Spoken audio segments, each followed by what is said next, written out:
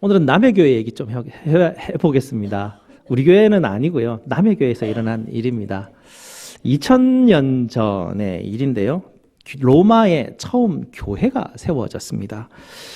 이 로마에 어찌된 일인지 유대인들이 살기 시작했거든요. 이유를 따져보니까 BC 63년경에 폼페우스라는 장군이 팔레스타인으로 군사를 이끌고 가가지고 그곳을 점령해버렸지 않습니까? 그래서 거기에서 유대인들 한 4, 5만 명 정도를 포로로 잡아가지고 이 로마로 잡아와서 노예로 팔아버렸습니다. 그래서 그때부터 유대인들은 로마에 살기 시작합니다. 그때로부터 한 100년이 지난 이후에 예수님께서 십자가에 못 박히시고 부활하시고 승천하시고 성령께서 이 땅 가운데 오셔서 오순절 사건이 일어나지 않습니까? 오순절 사건에 그때 아마도 로마에 있었던 디아스포라 유대인들이 예루살렘에 아마 제사를 드리러 방문하였다가 그들이 제자들이 그 당시에 여러 방언으로 전파하였던 예수는 주님이시다라는 복음을 듣게 되었고 그 복음을 믿고 그리스도인이 되어서 그들이 다시 로마에 돌아가서 아마 첫 교회를 세웠지 않을까 그렇게 우리가 다 추측을 하고 있습니다.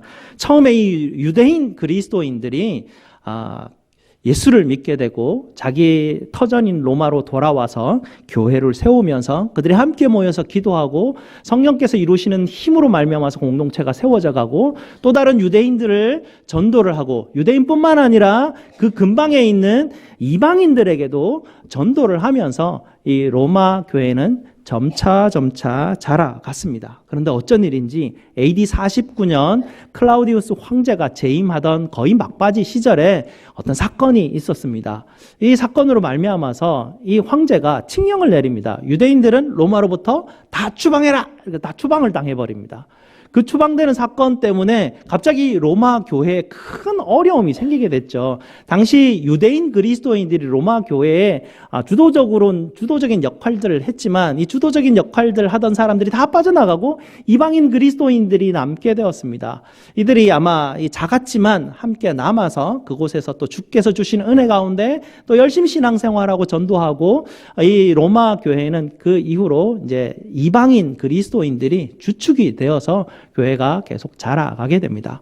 5년이 지납니다. 5년이 지나고 난 이후에 우리가 잘 알고 있는 네로 황제가 새로 등극하게 되는데요. 네로 황제가 처음 등극할 때는 이상한 사람이 아니었습니다. 이 사람이 처음 등극할 때 앞에 황제가 내렸던 칙령을 해제를 합니다. 그러니까 유대인들의 추방령을 해제를 해서 이제 유대인들은 자기 터전으로 다시 다 돌아올 수 있게 되는 기회가 생기게 되죠. 그래서 다시 다 돌아오게 되는 그런 아마 일들이 있었을 것입니다.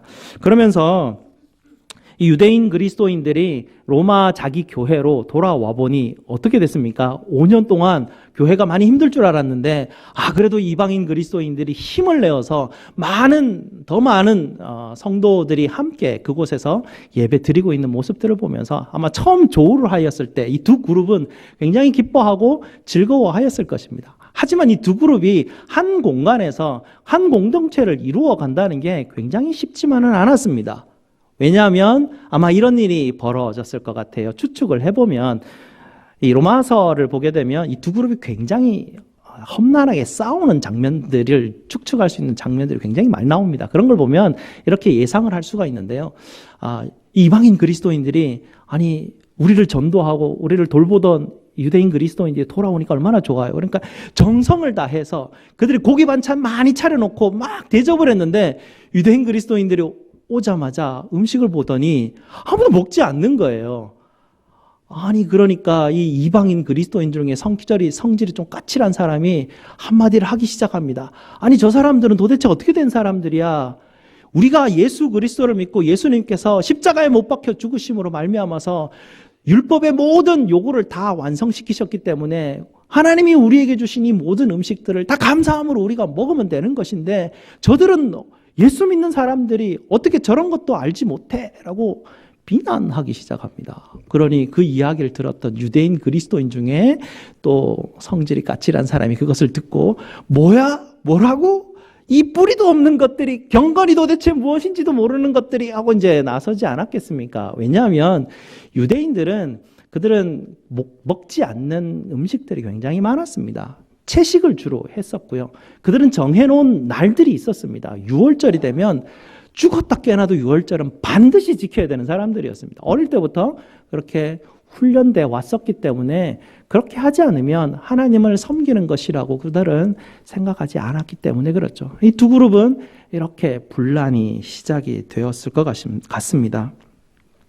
로마서 오늘 우리가 읽지는 않았지만 14장 3절을 한번 보시겠습니다. 오늘 로마서 14장을 쭉 한번 살피면서 볼 텐데요. 한번 쭉 펼쳐 보시고요. 로마서 14장 3절에 보니까 업신여기지 말라, 비판하지 말라라고 합니다. 한쪽 그룹은 업신여기고 있고요. 한쪽 그룹은 비판하고 있습니다. 이런 상황이 벌어지고 있는 부분들에 대해서 이 양쪽 그룹이 나누어져 가지고 서로 힘들어하는 상황이구나라는 것을 추측할 수 있고요. 이렇게 두 그룹이 대립을 하면서 당연히 감정적으로 이 감정이 상하지 않았겠습니까?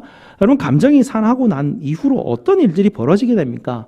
그 서로 간의 감정이 상하면서 말들이 왔다 갔다 하게 되고, 그러면 결국은 영혼의 상처들을 입게 됩니다. 그리고 상처를 입으면 내 상처만 보이게 되죠. 그리고 내 상처가 보이게 되면 더 아픈 내 상처를 보게 되고, 내 상처를 보면서 사람은 어떤 방향으로 가게 되면 2000년 전의 사람이나 지금 사람이나 다 비슷하겠죠. 나가는 방향은 자기 연민에 빠지게 됩니다. 자기 연민에 빠지게 되면 나는 제일 상처를 많이 받은 사람이야. 나는 제일 불쌍하고 불행한 사람이야. 그러니까 당연히 다른 사람이 나를 돌봐줘야 돼. 왜 저 사람은 나를 돌보지 않아? 이런 자기 연민이라는 합리화가 생기기 시작합니다. 그러고 나면 상대방을 용서하거나 용납할 수 있는 마음을 가질 수가 없게 되죠. 그러다 보니까 이런 결과가 나타난 겁니다. 로마 교회에 서로 비난하고 업신여기는 이런 어려운 상황이 맞닥뜨리게 되는 것이죠. 이 소식을 사도 바울이 듣습니다. 사도 바울이 어떻게 들었냐고요? 사도행전 18장 2절에 보게 되면 아굴라와 브리스길라라는 부부가 나타나는 사건이 나오는데요. 이 로마에서 추방령이 내렸을 때 이 아굴라와 브리스길라 이 부부가 로마에서 쫓겨나와서 고린도로 피신을 하게 됩니다. 근데 고린도로 마침 피신하는데 이 바울 사도 2차 선교 여행이 이 바울 사도가 고린도로 이게 딱 도착하는 그 시점에 둘이가 만나게 되는 것이죠. 그래서 이 사도 바울과 브리스길라 아굴라 부부가 만나면서 이 사도 바울과 함께 계속 생활을 하게 되고 사도 바울로부터 많은 영향을 받게 됩니다. 그러면서 에베소 교회를 개척하는 것까지 동참을 하게 되고요. 사도 바울이 전도 사역하는데 이 부부가 굉장히 많은 후원과 협력을 하게 됩니다. 나중에 이 로마서 16장에 보게 되면 이 사도 바울이 아굴라와 브리스길라 부부에게도 안부를 전하는 걸 보면 이 사람들이 다시 이 추방령이 해제됐을 때 돌아왔다라는 것을 추측하게 되고요. 그동안 계속 연락이 아마 이어졌으리라 추측을 할 수가 있습니다. 그러니 교회에 이런 큰 분란이 일어나니까 당연히 도움 청하는 기도 제목을 이제 보냈을 것이고요. 사도는 그 이야기를 듣고 복음이 무엇인가에 대해서 로마 교회에게 서신을 보낸 것, 그것이 바로 로마서가 된 것입니다. 그러니까 로마의 교회에 이런 어려움들이 있었습니다. 이 어려움에 있는 이 부분들을 보면서 사도가 앞에 1장부터 14장에 이르기까지 서로 비난하고 비판하지 말라는 이 이야기를 하기 위해서 지금까지 복음이 무엇인지를 이야기를 하게 되고, 그 복음 가운데서 하나님이 주신 은혜가 무엇인지를 이야기를 하게 되고, 이방인 너희도 죄인이고 유대인 너희도 죄인인데 라고 그런 이야기들을 쭉 로마서를 통해서 끌고 온 것입니다. 사도는 오늘 본문에 이르러서 이렇게 이야기하죠. 이방인 그리스도인들을 신학적인 측면에서 편을 들어줍니다. 맞다. 너희의 신앙 고백이 맞다. 너희가 신앙으로 큰 자다. 강한 자다. 이렇게 이야기하죠. 너희 강한 자가 라고 표현을 합니다. 유대인 그리스도인을 향해서는 채소만 먹는 약한 자라고 표현을 하게 되죠. 맞다.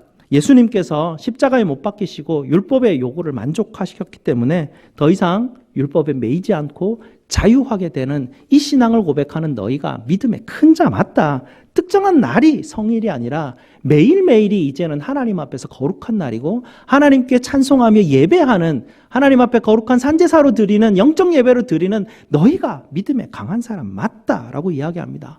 모든 음식을 하나님의 선물로 받고 감사함으로 먹는 너희가 진정 신앙의 그 깊이를 깨달았던 그런 사람 아니냐라고 이야기를 해줍니다. 그러면서 이 사도가 이방인 그리스도인들을 향해서 해주는 말이 이렇습니다. 너희가 신학적인 지식으로는 탁월하고 신앙은 탁월한데 너희의 마음의 태도는 나쁘다라는 이야기를 지금 하고 있습니다. 너희가 그런 마음의 태도를 가지고 있다면 하나님의 백성의 모습이라고 하지 않지, 하나님의 백성의 모습이 아니지 않느냐라는 이야기를 하고 있죠. 그것이 14장 1절부터 12절까지 한 세 가지로 요약해서 이 사도 바울이 이방인 그리스도인들을 향해서 지금 이 권면을 해주고 있는 것입니다. 첫째, 너희가 그렇게 비난하고 업신여기는 믿음이 약한 그들도 하나님이 부르신 자라라는 것입니다. 14장 3절 말씀 한번 보십시오. 14장 3절 마지막에 이렇게 말합니다. 이는 하나님이 그를 받으셨음이라라고 말합니다. 하나님이 받았다는 이야기죠. 하나님이 자녀 되었다는 이야기입니다. 하나님이 받으셨던 사람인데 너희가 하나님이 받은 사람을 너희가 비난할 수 있느냐라고 그렇게 이야기하는 것입니다. 두 번째는 뭐냐면 4절에 있습니다. 판단할 권리는 하나님께 있다는 것을 잊지 마라 라고 그렇게 이야기하죠. 4절에 뭐라고 말합니까? 남의 하인을 비판하는 너는 누구냐라고 그렇게 이 사도가 이방인 그리스도인들을 향해서 지금 이야기를 하고 있는 것이죠. 무슨 말입니까? 아무리 하인이 모자라고 아무리 하인이 성격이 좀 뭐가 나고 욕심도 많고 고집도 세지만 누구 하인입니까? 하나님의 하인이죠. 벌을 줘도 주인이 주는 것이지 너는 뭐냐? 라고 주님, 이 사도 바울이 그렇게 그들을 향해서 말을 하고 있는 것입니다.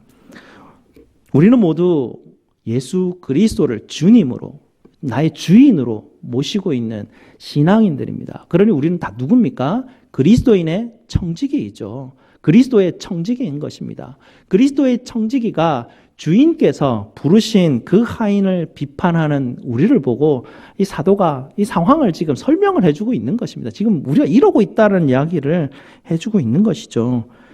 이 권능이 누구에게 있느냐? 4절 마지막에 보면 그를 세우시는 권능은 주께 있는 것입니다. 강한 자를 세우실지 약한 자를 세우실지 주께서 세우시는 것이죠. 먼저 된 자를 세우실지 나중된 자를 세우실지 주께서 세우실 권능이 있다라는 것입니다.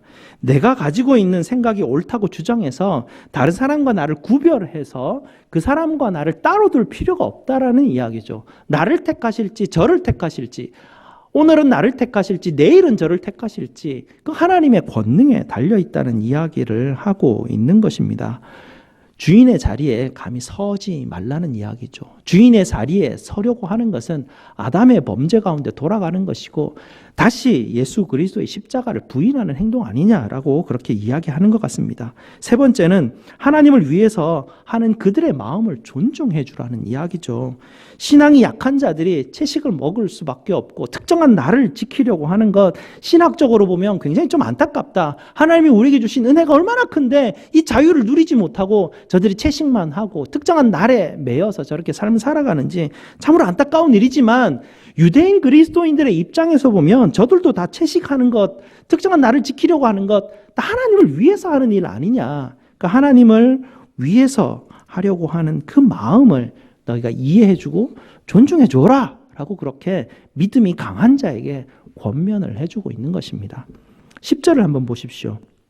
10절 뭐라고 말합니까? 네가 어찌하여 네 형제를 비판하느냐? 네가 어찌하여 네 형제를 업신여기느냐? 반복하고 있죠. 문제가 심각하게 있다는 이야기입니다. 그리고 우리가 다 하나님의 심판대 앞에 서리라 말합니다. 12절에 뭐랍니까? 우리 각 사람이 자기 일을 하나님께 직고하리라 이렇게 말을 하죠. 이 10절에서 12절 부분을 보게 되면 사도가 그들을 위협하고 경고하고 겁주려고 이야기하는 부분은 아닙니다. 이 부분을 대조해서 우리에게 이야기해 주시는 것이 무엇이냐면요. 우리가 나를 정죄하는 사람 앞에 내가 심판받지 않는다는 이야기를 하는 것입니다. 나를 심판하는 사람은 나를 정죄하시는 분이 아니라 나를 용서하시고 나를 구원하시는 자비가 많으신, 끝이 없으신 그분이 나의 심판자라는 이야기죠. 그 이야기를 우리에게 주시고 있는 것입니다. 은혜를 베풀 수 없는 우리 같은 사람이 심판자가 아니라 한없는 은혜를 베푸시는 하나님이 나의 심판자 되신다라는 것이죠. 특별히 그 나의 심판자 되시는 그분 앞에 우리가 나아갈 때 어떻게 합니까? 각자가 자기의 일을 짓고 하는 것이에요. 내가 하나님의 심판대 앞에 나아가서 하나님, 제가 나를 얼마나 괴롭혔는지 몰라요. 하나님, 제가 나를 얼마나 비난했는지 몰라요. 내가 쟤 때문에 너무나 힘들게 살았어요. 이렇게 이야기하는 게 아니라 내 일을 짓고 하는 거예요. 하나님, 내가 살았을 때 하나님의 말씀에 잘 순종하지 못했어요. 내가 저기 살았을 때 하나님의 말씀이 하나님 내게 이렇게 주어졌지만 내가 너무나 연약한 가운데 있었어요. 내 말을 할 수밖에 없는 것이에요. 내가 심판대 앞에서 내 일을, 내 말을, 내가 있었던 것들을 말하는 일이 바로 심판대 앞에서 벌어지는 일이라는 것이죠. 각자의 일입니다. 그러니 여러분이 남의 일에 신경 쓸 틈이 없어요. 내가 주님 앞에 서는 일도 바쁜데 그렇게 하지 말라는 이야기를 지금 하고 있는 것이죠. 그래서 13절 말씀에 다시 반복합니다. 뭐라고 합니까? 우리가 다시는 서로 비판하지 말라. 또 강조하죠. 이게 일이 심각한 부분들을 우리에게 다시 한번 더 기억나게 하는 것이죠. 너희가 서로 비난하거나 비판하거나 업신여기지 마라. 왜냐? 하나님의 나라는 먹는 음식 이런 데 있는 게 아니다. 하나님의 나라는 성령 안에서 의와 평강과 기쁨이 바로 하나님 나라의 일이기 때문에 그렇다라는 것을 사도가 다시 한 번 더 권면해 주고 있는 것입니다. 이 하나님 나라는 이 음식이나 절기나 이런 이슈가 등장할 때 내 입장 세우고 저 사람 입장 세워서 나와 저를 분리하는 이렇게 되어지는 게 하나님 나라가 아니다라고 말씀을 하고 있죠. 이렇게 서로 옳다라고 주장을 하고 서로 비난을 하게 되면 어떤 일이 벌어지냐면 15절 말씀입니다. 15절 말씀 마지막 부분에 보면 그리스도께서 대신하여 죽으신 형제를 내 음식이라는 이슈 때문에 망하게 하지 말라라고 하는 것입니다. 이게 망하지 말라라는 말은 뭐냐면 해를 끼친다는 이야기예요.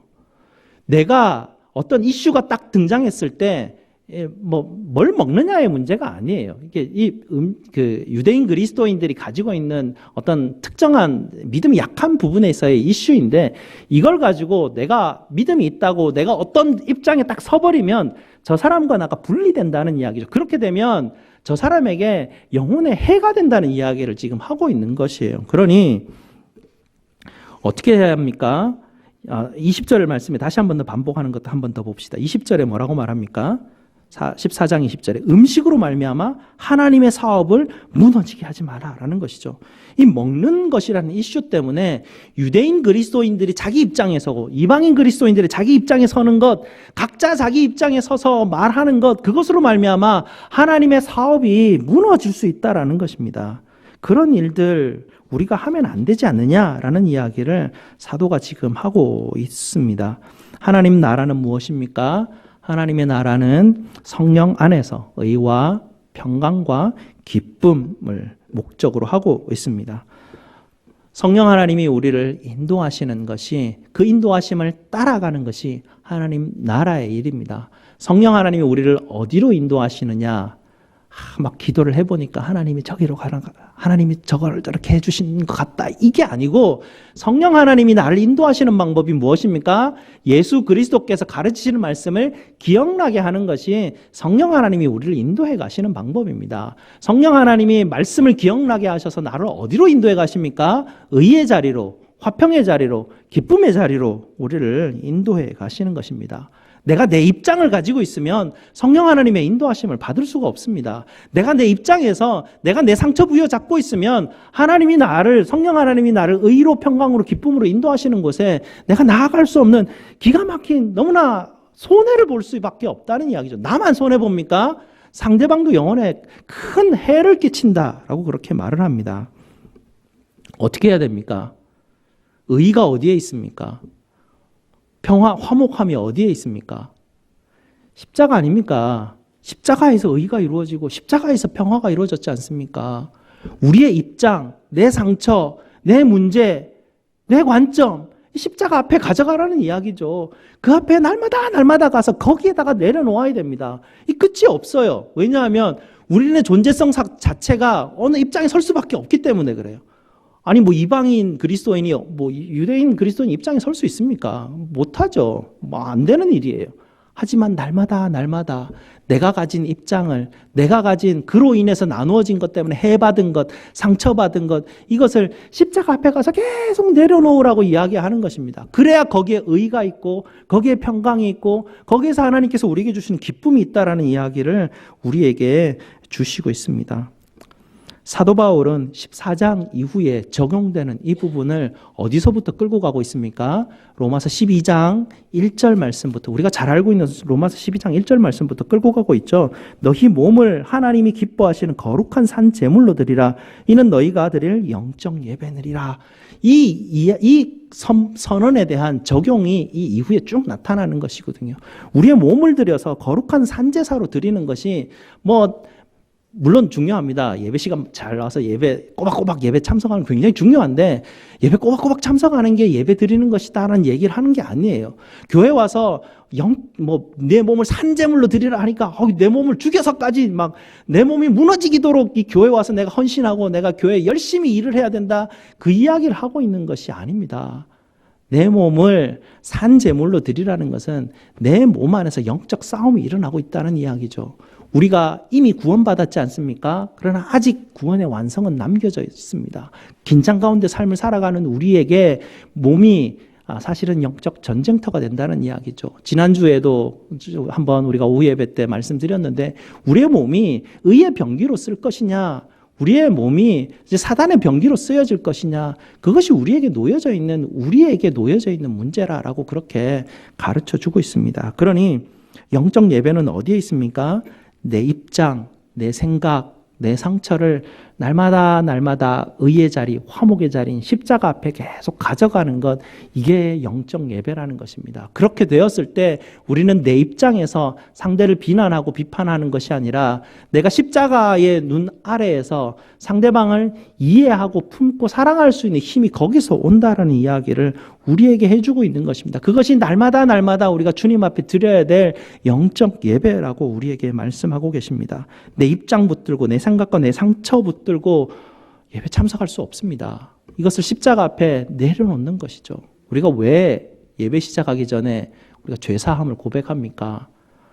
내려놓고 들어오라는 얘기입니다. 내려놓고 주님께서 용서하시는 선포 듣고, 이제 다 내려놨으니까 주님 앞에 나와서 은혜 받아야지, 하나님의 의의 앞에 서야지, 하나님의 화목 앞에 서야지, 하나님의 기쁨 앞에 서야지, 이러고 우리가 예배 그 문이 열려지는 것이 바로 사제의 그 시간에 우리가 해 나가는 일들이죠. 그 일로 인해서 우리가 예배로 들어오는 것입니다. 그런데 생각하지 않고 내가 이번 주에 무슨 죄를 졌을까, 도덕적인 죄를 고백하는 그런 시간들이 아니지 않습니까? 내가 있었던 나의 입장, 나의 상처, 나의 아픔을 하나님 앞에 다 내려놓고 온전히 주께 나아갑니다 라고 그렇게 주님 앞에 나와서 예배를 드리는 것입니다. 그렇게 할 때 어떻게 됩니까? 14장 18절 말씀, 이로써 그리스도를 섬기는 자는 하나님을 기쁘시게 하며 사람에게도 칭찬을 받느니라.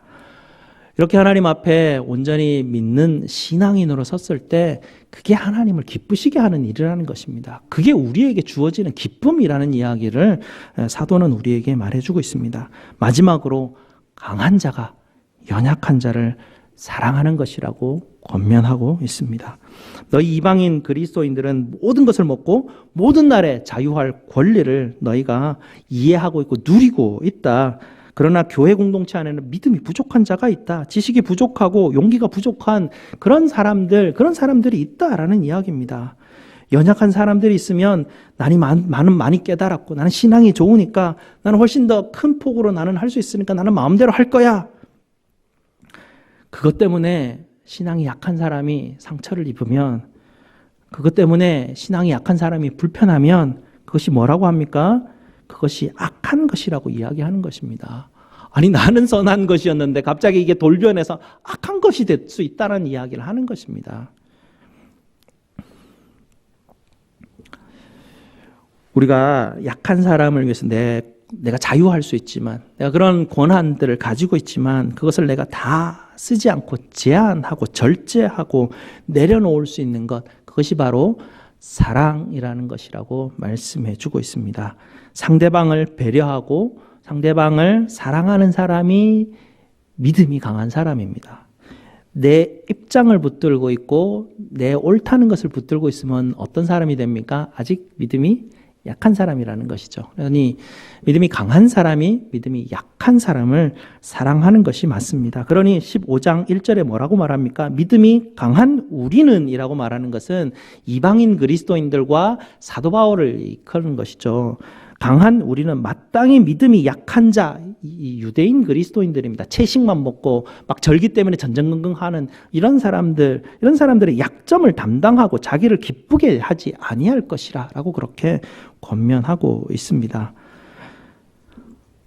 이게 사람의 힘으로 안 되죠. 네, 이게 어려운 일이에요. 제가 말씀드렸지만 우리는 항상 어디엔가 입장에 설 수밖에 없기 때문에 되어지는 일이 아닙니다. 성령 하나님께 의지할 수밖에 없습니다. 그러니 의와 평강과 기쁨은 항상 성령 안에만 있습니다.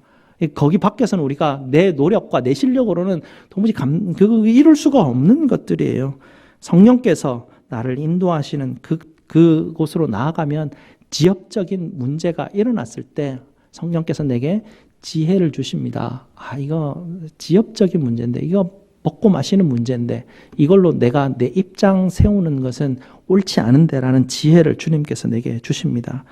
그렇게 그 입장에 서서 서로를 공격하고 비난하고 그렇게 업신여기고 하는 것, 그렇게 하지 말고 서로를 배려하고 서로의 어떤 그 입장들을 존중해주고 각자의 특수한 상황들이 있고 특수한 문화가 있고 자라온 여러 가지 환경들이 다르지 않습니까? 유대인 그리스도인과 이방인 그리스도인 너무나 다릅니다. 서로의 다름을 인정하고 서로 긍정해주고 서로 환대해주고 서로 배려해주고 격려하는 그런 로마 교회를 만들어라 하고 사도 바울이 로마 교회에 주는 그런 어떤 권면이죠. 우리 교회도 이 말씀이 오늘 이렇게 주어지면 이 말씀이 또 하나님께서 우리에게 주신 또 말씀대로 우리가 각자 입장에 서 있는 부분들에 대해서 한번 들어볼 필요가 있습니다. 왜냐하면 하나님 말씀